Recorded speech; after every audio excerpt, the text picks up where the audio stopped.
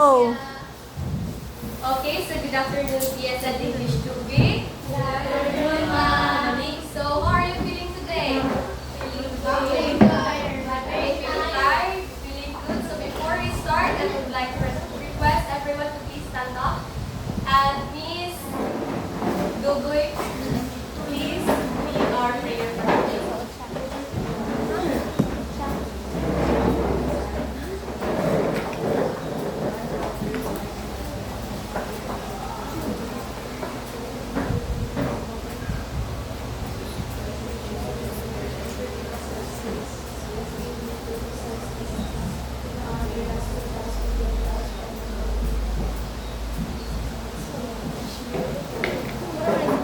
Okay, so once again, good afternoon, everyone. Good afternoon, ma'am. Okay, so let's proceed to checking of attendance. So for this, I would like to ask Ms. Secretary to please list down the names and give it to me after discussion so that we will not consume much time. So now let's proceed to our discussion. But before that, I would like to ask any one of you. So, if you hear the word grade, what comes into your mind? Scary. Luna? So, when you hear the word grade, what comes into your mind? Grade, ma'am, grade. G-R-A-D. Paano, ma'am? My performance. Okay, your performance. Thank you for your answer. How about in this side, Miss Pastor? What can you say about the word grade? What comes to your mind when you hear the word grade? Rating, ma'am. Rating, performance, rating. How about when you say report, Miss Cabana? What comes to your mind when you hear the word report? Report. Yeah. Like, for example, student report. Yeah. The report of grades, it could be. How about you, Miss Malagkiton?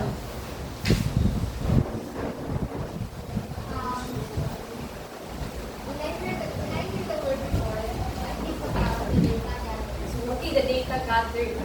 So, do you think that the word grade and report are connected or related into our topic for today?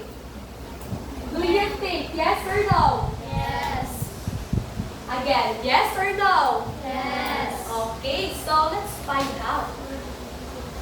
So, but before that, here is our classroom group. So, we need to respect everyone. Listen when others are talking. So I encourage everyone to please listen when someone is talking. So, please raise your hand if you want to speak or you want to go to the comfort room. Okay? So, of course, you need to have your eyes on me. So, Iba, I ask you what comes to your mind when you hear the word grade or report. So, you say that report and grade is somewhat related to performance, rating, and when you say report, Ms. Panagkiton says that it is all about the data gathered. So now, before we will start our discussion for today, we would like to have, we will have an activity. So this activity is called Song Starter and Jumbled Words. So there are two sets of activity. The first set will be like the determiner game. So in order for you to have prize, you need to win in the first game. Okay, so here is the instruction. So the class will be divided into two groups. So group 1 and group 2. So since gamay na mo, and there are 6 rounds, so 5 representative each group at nag-isa is mabalik lang. 1, 2, 3, 4, 5, 1, 2, 3, 4, 5, 5 na po. So, ang isa nyo is mabalik lang. Okay, so ma'am, sa may mechanics ng game, ikot mo mga starter game ni siya. So, mechanics sa ni is, I will flash a random word on the screen. And each representative sa each group, dapat, baguna-una kong kanta na nag-contain ang lyrics sa kung unsa ang nasa word. Kung sa ang word nga naagin, flash na ko sa screen. If ever, kinsa makadaog, siya ang na-chance na mag-proceed sa next game, which is ang jumbled words. And then, ato nga part sa game, is ato ninyo makuha ang points o ang reward. So, kung saan nga naman para ma-determine ba nga, if ever, wala ko na kada, if ever, wala na ko na kanang nag-guess or na-jumbled ang words pa, pero nag-aog sa first game, tas, isang ba naman, so, if wala ka na kada, wala na mo na ang jumbled ang words, pwede siya ma-steal sa another group. So, gano'n ako 5 seconds nga i-project ako ang unjumbled words and hindi ninyo makuha ko is mag-steal sa line na grupo. So, do you have any clarification? Or nagligo ba mo sa instruction? None? Nakasabot na ba sa mechanics sa game? Okay, so I will give you 10 seconds to choose your 5 representative. 1, 2, 3, 5, 6.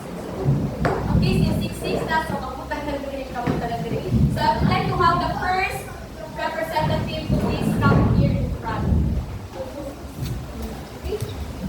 Okay, so I will count 1 to 3. Wala na. Minus 1 to 1. 2.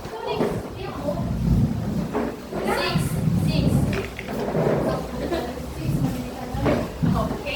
So, ato atras.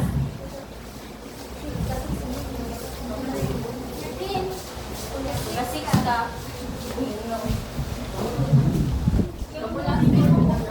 So, atras kamay. So, kay bono mo sinumato na, for example, ang word na mo-flash na screen kay San.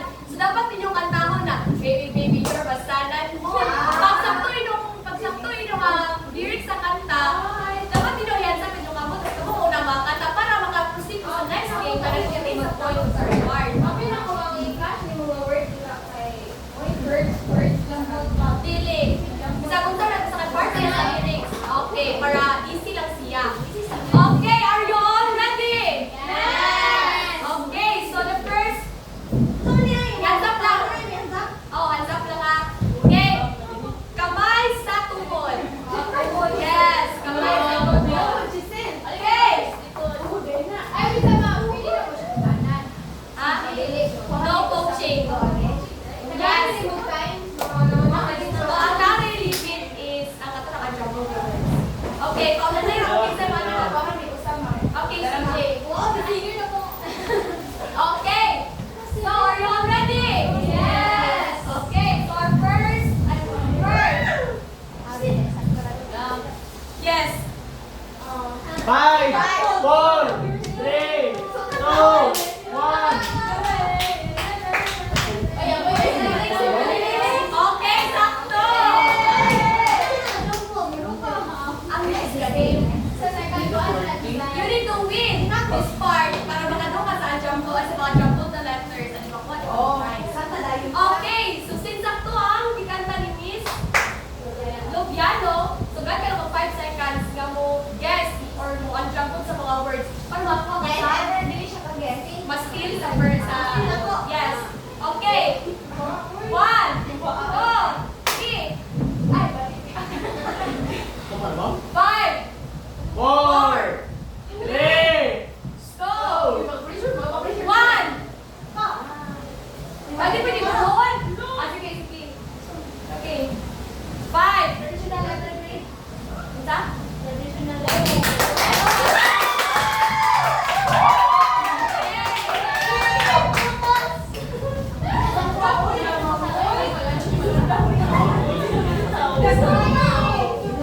Okay, so, next.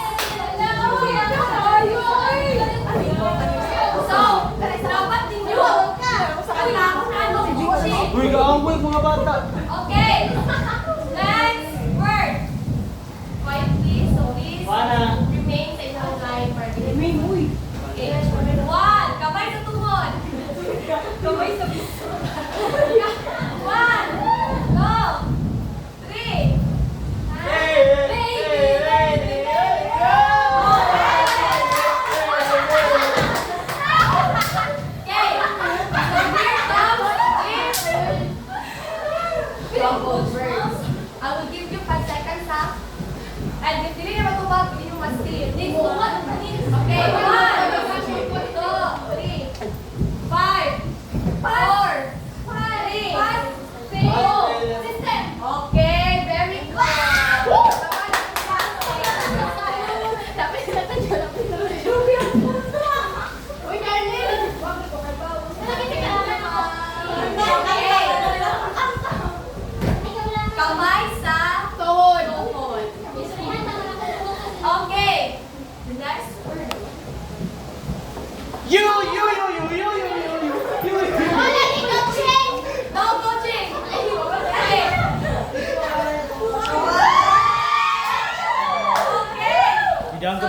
Okay, here is your...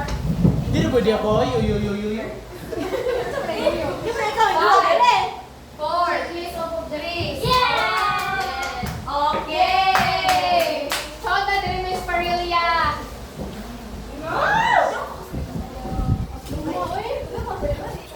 Okay. Okay, kamay sa tuhod. Here is your...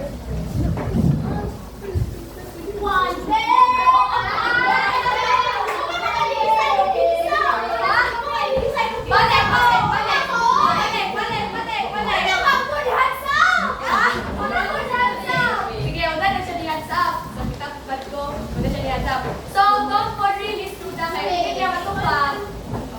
Okay. Here is your jumbo.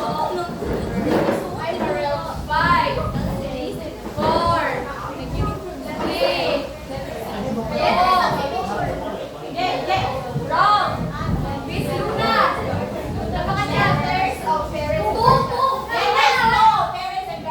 Let's find out. Okay.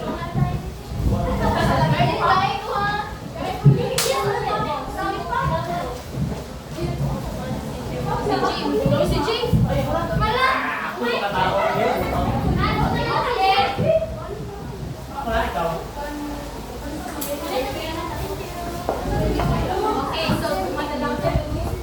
Okay, so kamay sa tuhod. Akas kamay.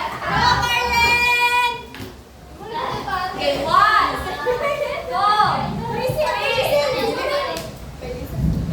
Never say. Kayo tingnan na to, akala.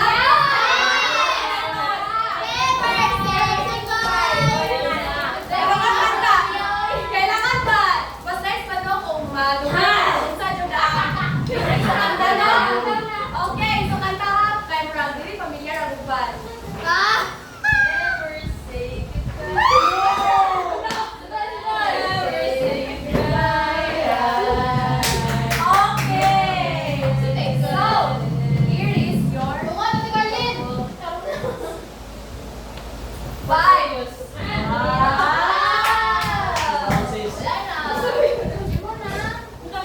dapat.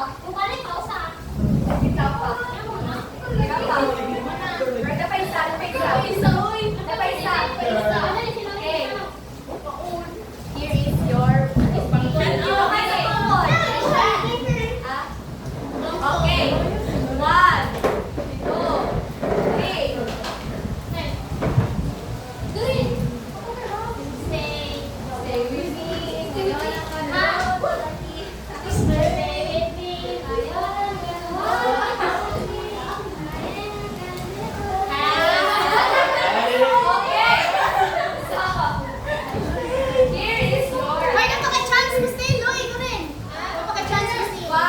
here is your 5. Okay, very good. Okay. So, how was the game, Miss Lucas? It's actually very interactive. It's our knowledge towards our topic for today. Okay, so thank you for your response. So, can you still recall the words na yung bigas sa screen? Miss Luliano? Can you still recall words kaya pag nag-guess dito sa traditional letter, portfolio, checklist of objectives,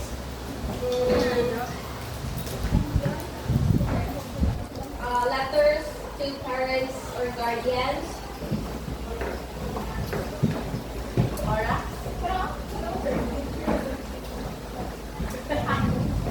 Parent, teacher, conferences.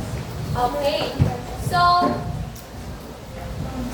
Miss Tugoy, if you were to become a parent in the future, what word na project ako ganina is very easy for you to understand in just one glance? If you were to become a parent, ha?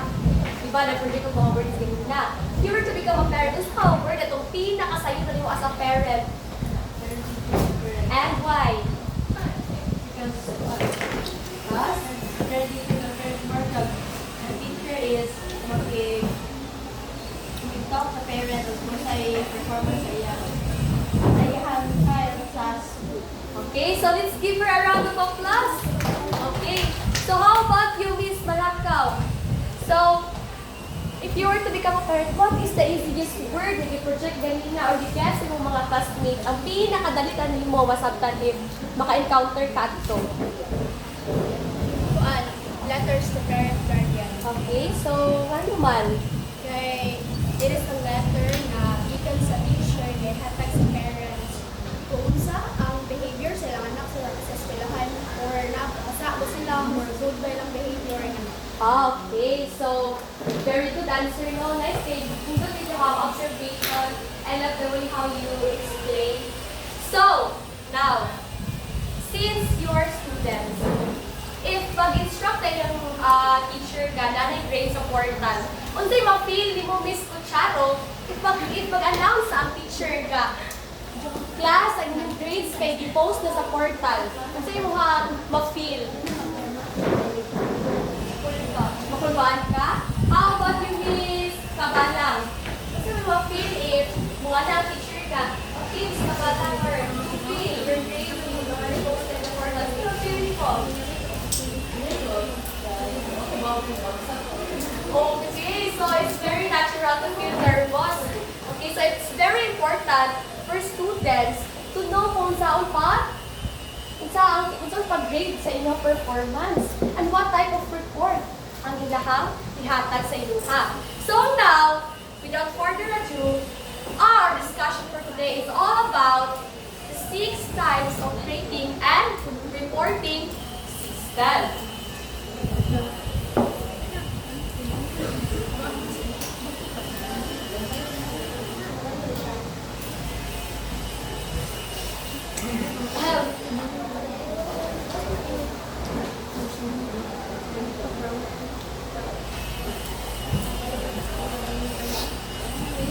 Okay, so types of grading and reporting system. So here is our learning objective for today. Can you all please read?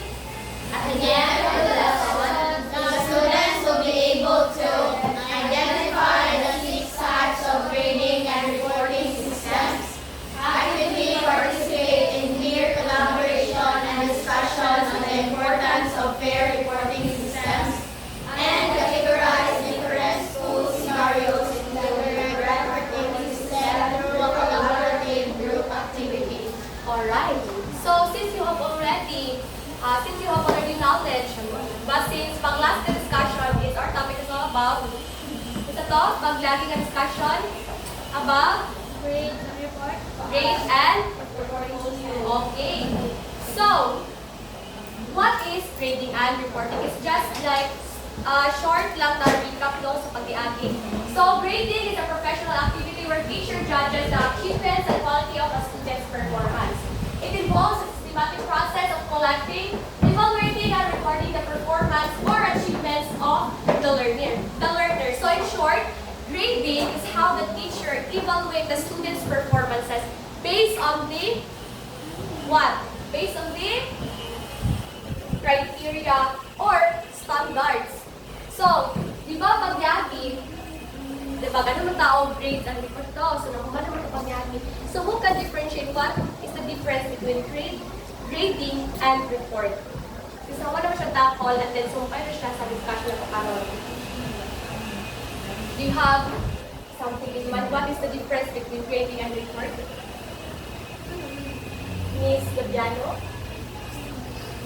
Grading system? Yeah. I think grading system is the system where it serves as the basis of the teachers to assess the students' performance. While on the other hand, reporting system is a system that used for the teacher to share information to the parents and parents. Okay, so very good. So now, since nakago na mo usang different, nakago na mo usang kalahian nilang duha. So, karon mag-ano ka kung sa ang duha ka foundation sa grading.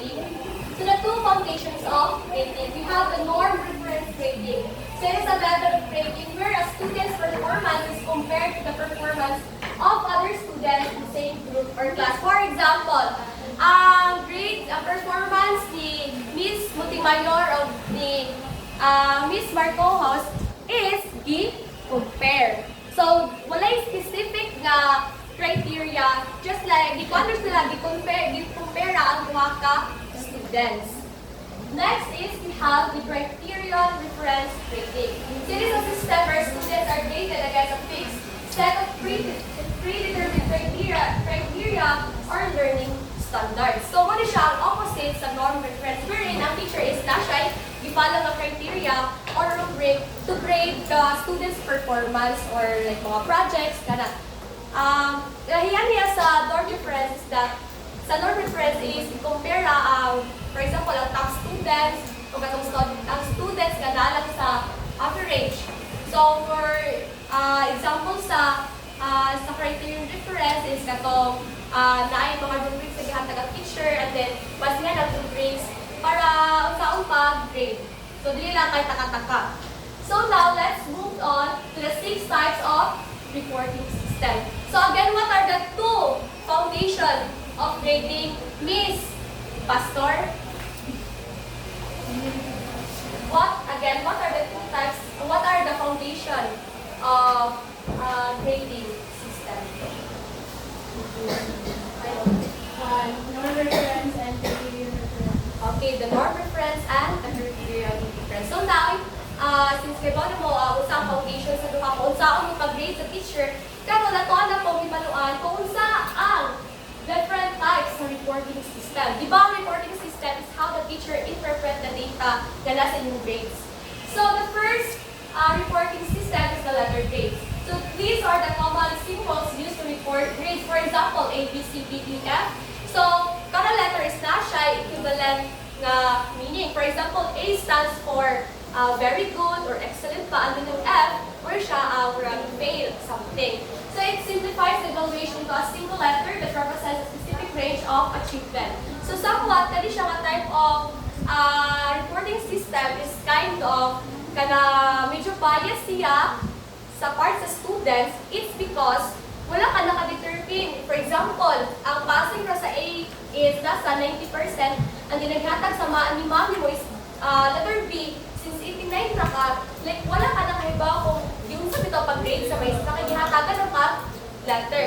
So, ang sa may example, hindi ka naman sa K-drama, bitaw ka mga sa high school, iba kasagaran nila is letter na manila ha. It's because dito sa nila is the way nila evaluate ang performance sa students is through letter. So it's kind of medyo lisod siya bitaw, kaya naman siya fix ka ng criteria or standard na kailangan yung kapungkol para makakuha ang letter A or letter B or letter C. So here is the example of letter grade. So for example, A+, B+, C+, na. So do you have any question? None so far? Is it understandable? Yes. Okay. Next, we have the pass-fail system.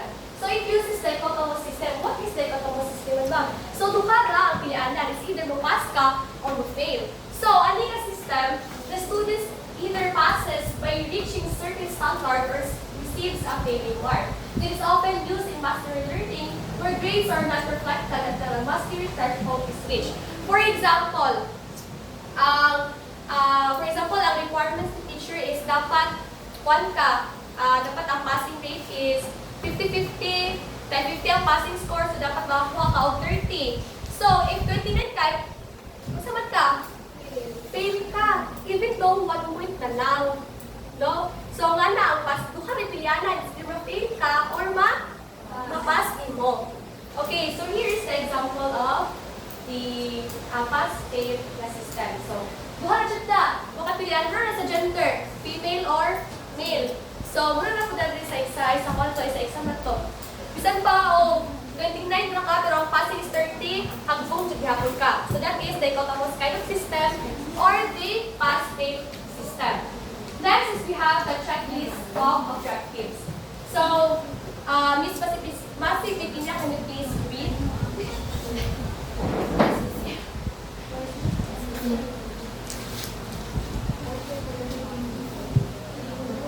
Mabangga, okay, Miss Lopez. Okay. Sara. This system is very good and informative, but it's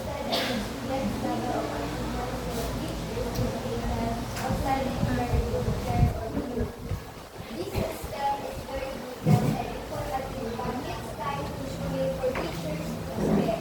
Okay, so this kind of system is kind of time-consuming. Nga naman, ma'am.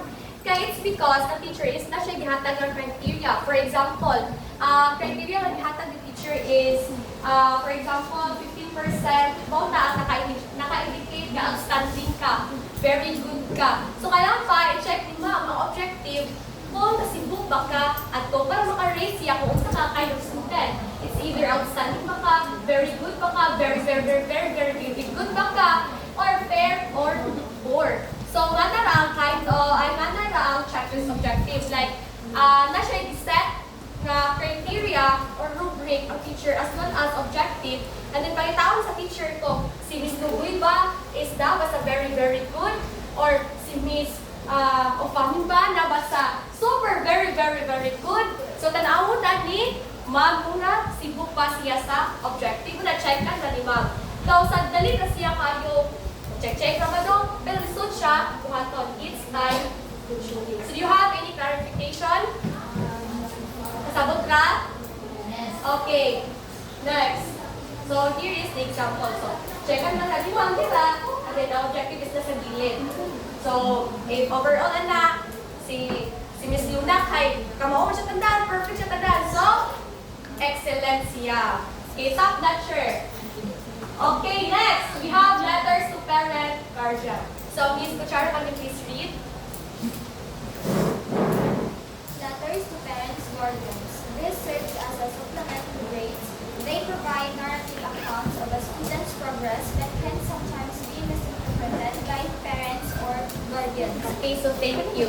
So what do you think, man, na nakaimod nila na it can be sometimes be misinterpreted by parents or guardian?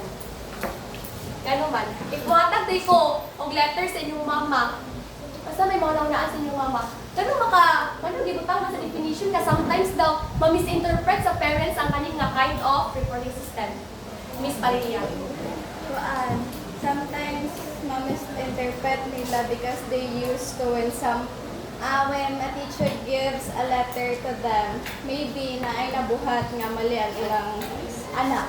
Okay, so exactly. So, baka misinterpret siya, daw mag-search siya sa supplement to grades, but then, ang nanda na ba sa mga parents to, kaya kung matagan ka letter mo sa inyong parents ka, for example, wala pa ganit basaha ang letter, pero nga, ma'am na, ay ma'am, nag-akas teacher na letter. Kung ano na yung mama, kung saan ako rin mong libuhan. Okay, so this kind of letter is somewhat like, makapulba-pulba sa mama ba, pero if basahan mo yung letter, ito kahit ba kung saan purpose ng teacher kung saan na dito. Is either di patawag pa ka, kay mong anak, ang valedictorian sa inyong eskwelahan, or either di patawag ka, kay patuon ka sa guidance office. So, nga na ang parents to teacher, ay letters to parents and guardians. So, here is the example. So, project report, parent letter, okay. So, nga na ang one, for example sa trato assistant. So, next is yung portfolio. So, I know that you ka kay bawang puno, kung saan yung portfolio, kay high school pa lang, mga na mga teacher. Compile all your portfolio. Okay. So, this kind of reporting system are used to illustrate a range of a student's work and success over time. They are specifically useful for showing a student's strength and their progress throughout a period. Gano'n man ka ha, Ms. Lumantas? Gano'n ma-show mo dito ang strength o ang progress sa iyo? If ikaw, para nimo, gano'n man? Okay, so para nimo, gano'n man, ang kind of system is giingon nila nga kanang it is useful for showing students' strength and their progress throughout the period. Because portfolio to the bago din ako. Ano man may bawa mga kaning bataan ka mo dito ng gawin.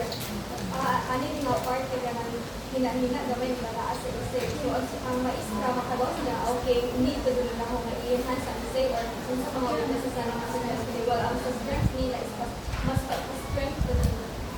Okay, very good. So, through portfolio, ma-identify sa teacher kung asa nga area nila, dapat siya mag-adjust to meet the students' needs.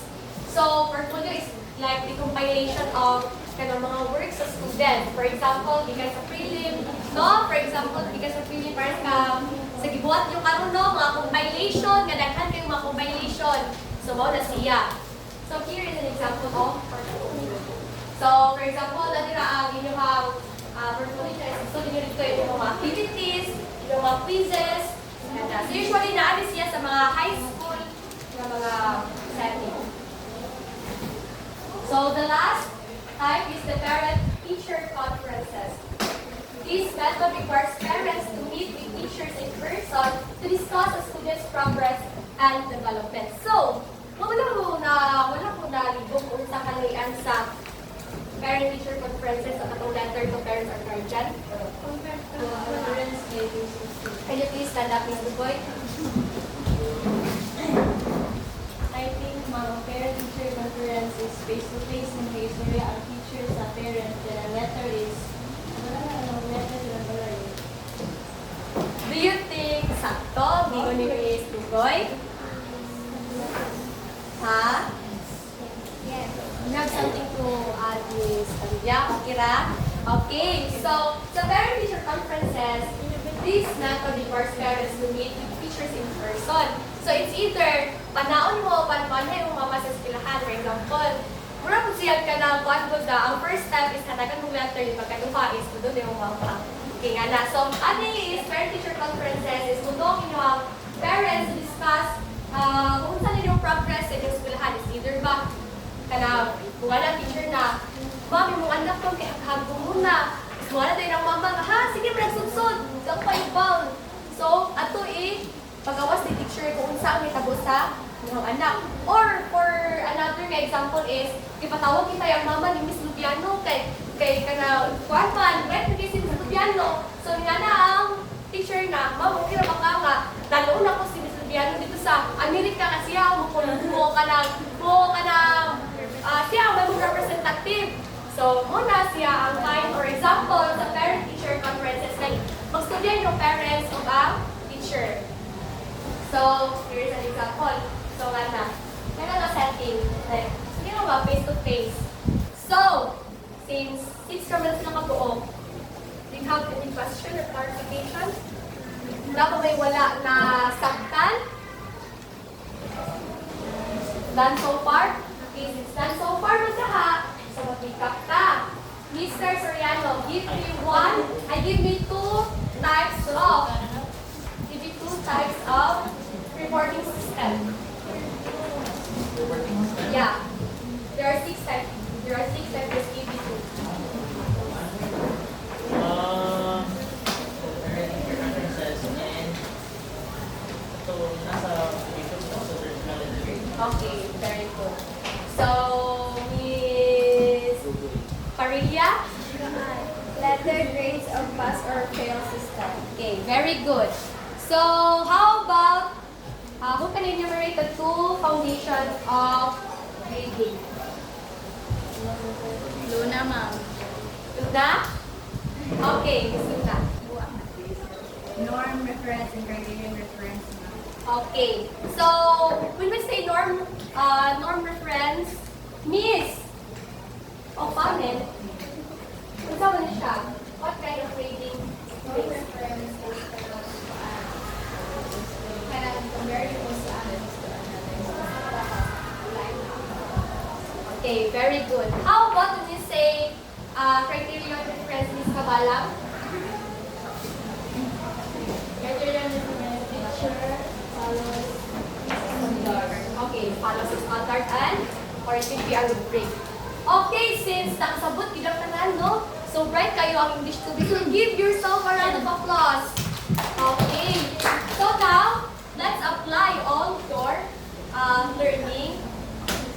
So let's have our application. So group 1 and group 2. So let's do it na lang orally to kanang para dito taas ang oras. So group 1, group 2, group 1, take a picture and then I will give you 3 minutes to discuss with your group. And then after na is ingon ninyo kung sa type sa reporting system ang inyong gamiton based on nga scenario. Okay na? Okay, so here is your scenario group number 2. Just take a picture. Ana?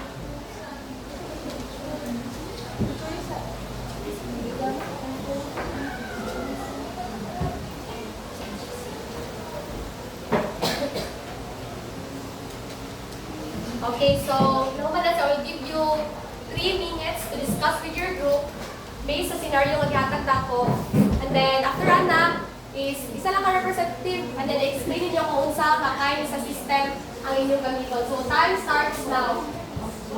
So time check is 2:27. So 1:30 mag-start na ta.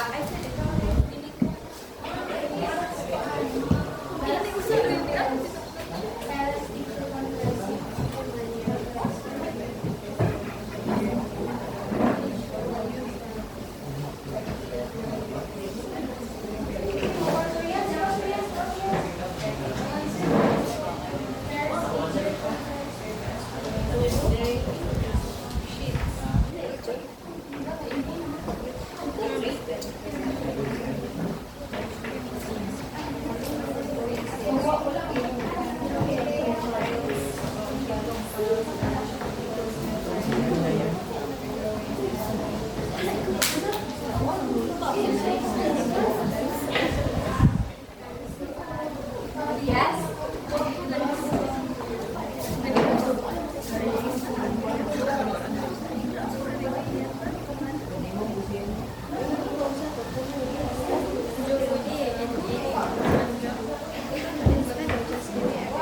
She wants to display their percentages at You still have 2 minutes. If you have any clarification o kasama sa scenario, just ask me directly para ma-answer na kayo.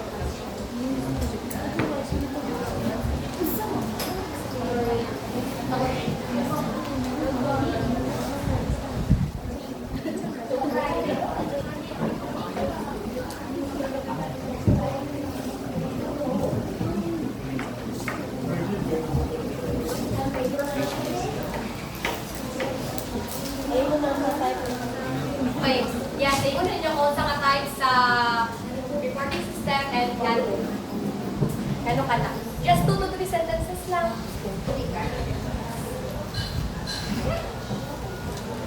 Okay, since nakuha naman ang tanan, kasi wala pa nakuha ng oras, so group 1, please come here. Okay, your representative. So, I encourage everyone to please listen as Mr. Boy will represent her group.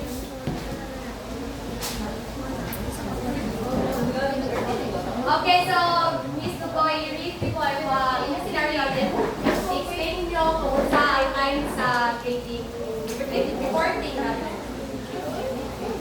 Scenario 1. Teacher Maria, everyone please quiet. Okay, proceed. The teacher Maria is a kindergarten teacher who wants to show parents complete attendance of their children's growth throughout the school year. Instead of just giving a grade, she wants to display their first attempt at writing their names alongside their final improved version. The rest drawing and moving that worksheet, which reporting system should she use for that? When it came to the rest reporting system that Teacher Maria used is a portfolio because she will gather all the, like she will combine all the activities sa students para yung makakita sa parents ang evidence sa yung pag-implement sa yung Okay, so very good. Let's give her and her group a round of applause. Okay, so sakto lang gingon na it's a portfolio because gingon today ka, she wants to display their first attempt of writing their names alongside their final improved version. So, through portfolio, ibalik ko kanina na ma-show niya ang progress sa students. Makita ang strengths and weaknesses. So, for example, Sa first attempt nila is like, dili sila kayo kabalo, and then since i-compare nila, makita dito ang kalahian sa first attempt and the final nila nga version sa Indonesia. Okay, so let's proceed sa atong next group. So please come here to front and read your scenario.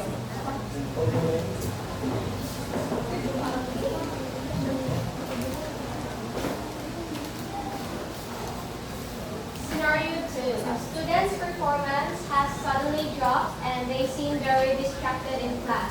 The teacher wants to have a private, detailed discussion with the student's guardians to understand any personal issues and collaborate on a plan to support the child's well-being and academic recovery.